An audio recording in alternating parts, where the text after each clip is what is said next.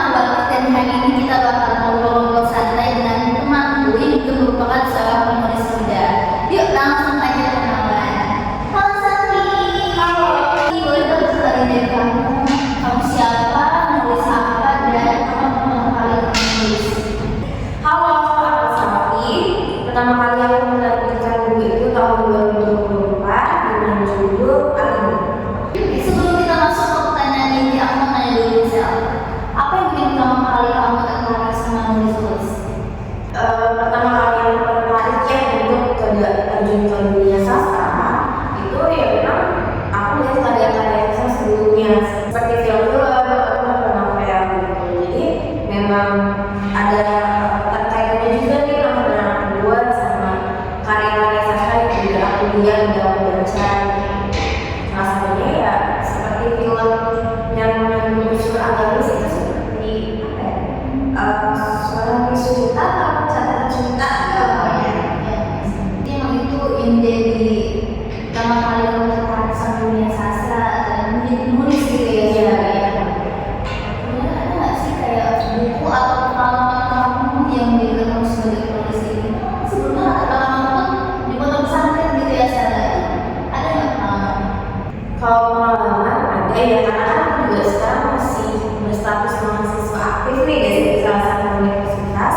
Jadi pada saat itu aku mendapat tugasnya itu menulis bagaimana sejarah pada sejarah jalan tertentu.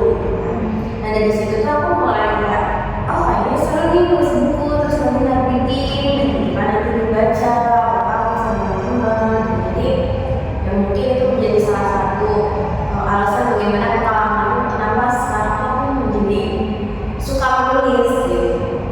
Berarti emang itu jadi pengalaman kamu yang benar ada saya pengalaman gitu ya baru mengembangkan sebenarnya.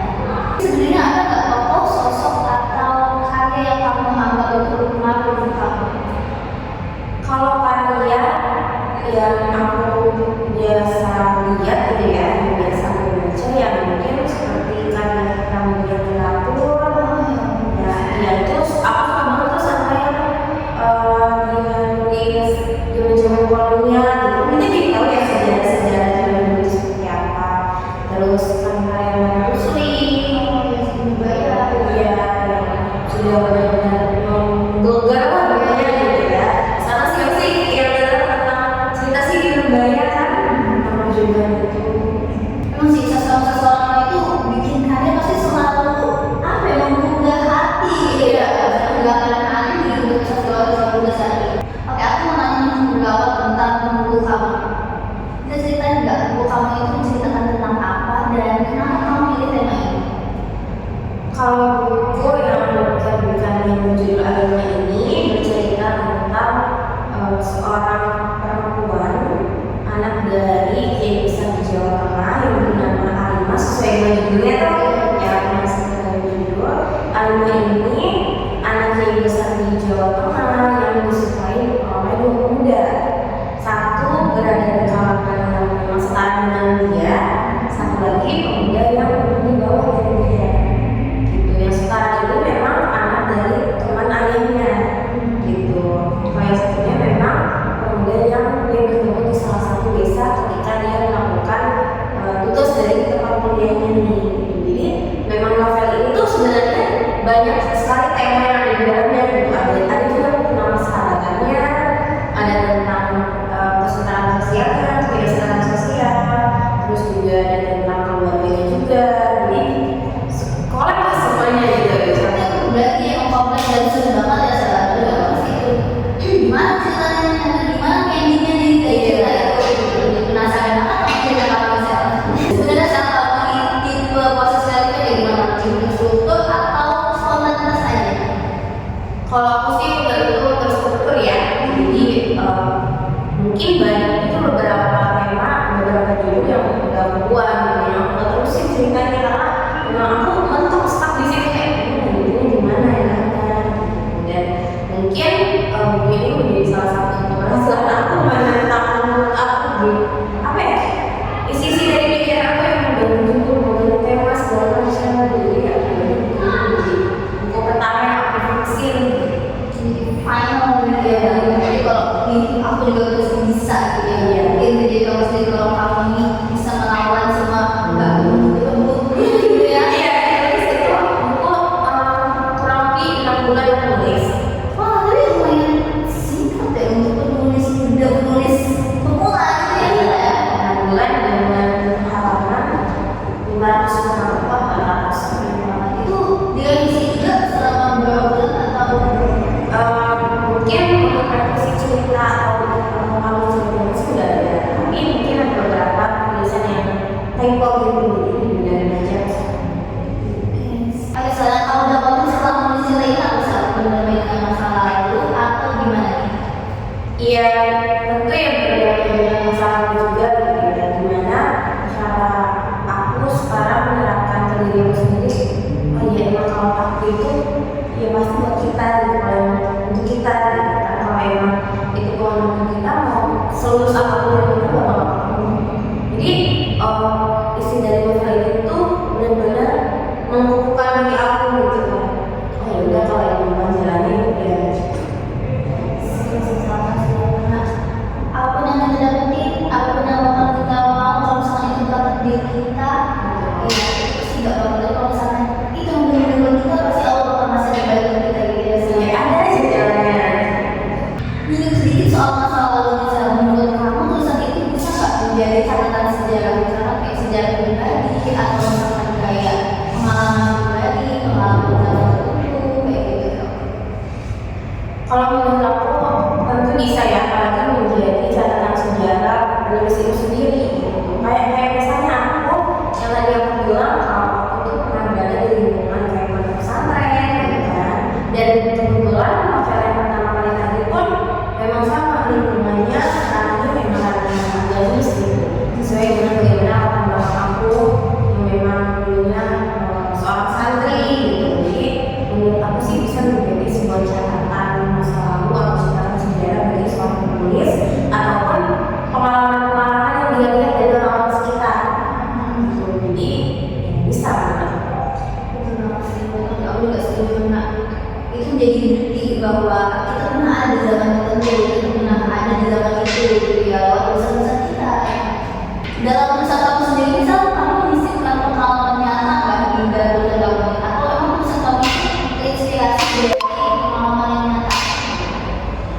Kalau dari kayak sastra aku yang novel ini itu nggak ada dari pengalaman pribadi atau apa. Jadi benar-benar memang apa ya, benar-benar karya fiksi gitu, imajinasi aja, nggak ada sama sama gimana kehidupan aku. Mungkin ada orang yang bilang itu anime siapa, anime itu kehidupan lu ya gitu kan, gitu. Nggak ada pokoknya, nggak ada sama sekali, nggak tersangkut pautannya sama aku. Benar-benar pure imajinasi gitu. Ya, Bukan cerita podcast itu bukan cerita dari jurnal mana-mana, tapi memang dari imajinasinya penulis ini. Oke, masuk ke sesi terakhir dari semua yang kamu lalui Zel. Apa tantangan terberat sebagai penulis?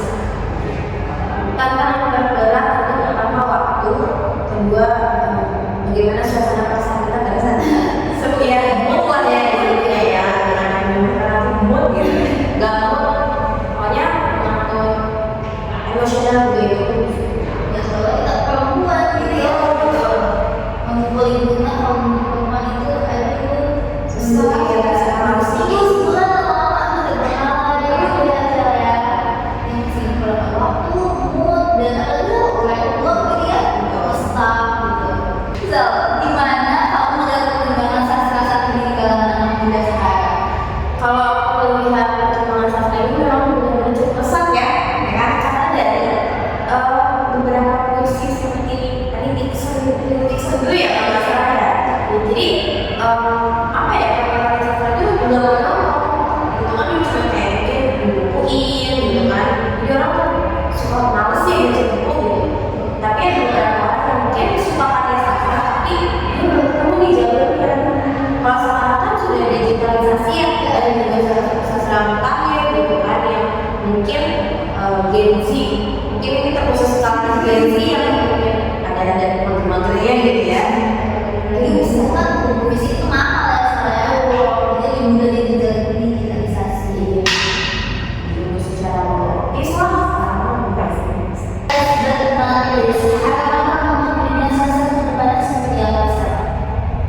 Ya semoga tetap bertahan di era sekarang, mungkin bisa lebih naik lagi ya. Banyak para pemuda yang mau menyalurkan ide-ide, pikiran mereka, imajinasi mereka, dan mereka berani mengeluarkannya, mengeluarkan untuk menjadi konsumsi publik gitu. Mereka berani berkarya, berani memulai, berani ya menulis lah, jangan takut dengan pandangan-pandangan atau opini dari orang lain gitu. Jadi gak usah dipikirin dulu, yang penting kita nulis, mulai nulis. Banyak banget anak muda sekarang tuh mau nulis tapi malu, mau nulis tapi aduh gimana mager gitu ya kan. Mau karena anak muda sekarang ini harus didorong dulu, harus ada motivasi dulu baru mau nulis. Pernyataan Selfie tadi udah ditutup podcast kita untuk hari ini. Terima kasih untuk Selfie juga sama hari ini yang telah bergabung dengan podcast kita, dan terima kasih juga untuk teman-teman yang telah mendengarkan. Semoga obrolan kita ini menjadi inspirasi dan semangat untuk terus berkarya. Sampai jumpa lagi. Dadah.